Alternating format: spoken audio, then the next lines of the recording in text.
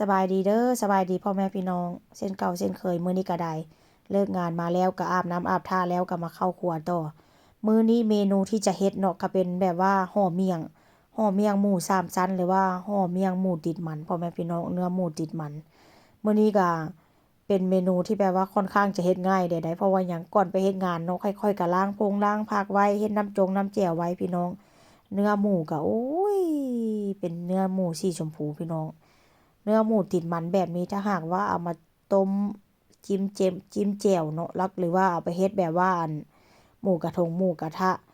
หรือว่าเอาไปหมกใส่หน่อไม้จังซี่นะพี่น้องก็ค่อนข้างจะแซ่บแต่ส่วนหลายเนาะเฮือนค่อยนี้ก็โดนๆก็สิกินแบบว่ากินต้มเทื่อนึงเพราะว่าหยังส่วนหลายค่อยก็จะซื้อมาแล้วก็เอาไปเฮ็ดปิ้งหมูว่าซั่นซะเนาะเพราะว่าถ้าหากว่าปิ้งหมูมันค่อนข้างจะแซ่บแล้วก็จะฉ่ำกว่าว่าซั่นซะเนาะ เพราะว่ามันมีค่อนข้างมีเนื้อหมูติดมันอ้าวหลายหั้นนะมีเนื้อติดมันอ้าวหลายว่าซั่นซะแต่ว่ามื้อนี้ก็คืออยากโดนเติบแล้วบ่ได้กินห่อเมี่ยงพี่น้องแต่ว่าก็สิบ่ได้ถ่ายวิดีโอดอกเนาะเวลากินก็ได้เพราะว่าซั่วสิได้กินกับปลาไปเที่ยงคืนกว่าแล้วพี่น้องเอ้ยซั่วสิไปแปรงฟันนอนก็เป็นตี 1พู้นล่ะโอ๊ยมื้ออื่นก็ตื่นแต่7 โมงเช้าก็คิดว่าสิบ่กินแล้วล่ะพี่น้องแต่ว่าในหัวนี่มันแพ้เสียงในหัวเมิดมื้อ เฮ็ดงานไปก็คิดแต่ว่าห่อเมี่ยงมันก็เลยต้องได้มาเฮ็ดพี่น้องเอ้ยดึกดื่นปานใดก็ต้องได้กินหลังจากต้มหมูแล้วเนาะน้ำอันที่แบบว่าต้มหมูมันค่อยก็จะบ่ได้ทิ่มเด้อเพราะว่าหยังค่อยจะมาลวกเส้นเพราะว่าน้ำต้มหมูมันค่อนข้างจะนัวพี่น้องค่อยใส่ข่าน้อใส่เกลือน้ำตาลแล้วก็ใส่แป้งนัวใส่ผงนัวอันนั้นเนาะ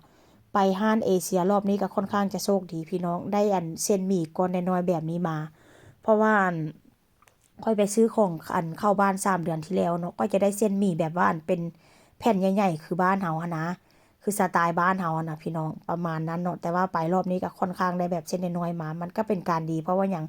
เวลาเขาจะกินน้อยๆหั้นนะเขาก็สามารถกินแบบว่ากินก้อนหนึงหรือว่าก้อนครึ่งใดว่าจั่งซั้นเนาะมันสิบ่ได้ปิกจิกคือแผ่นใหญ่ๆอันนี้ก็เป็นหน้าตาเมนูที่แบบว่าค่อยต้มหมูแล้วเรียบร้อย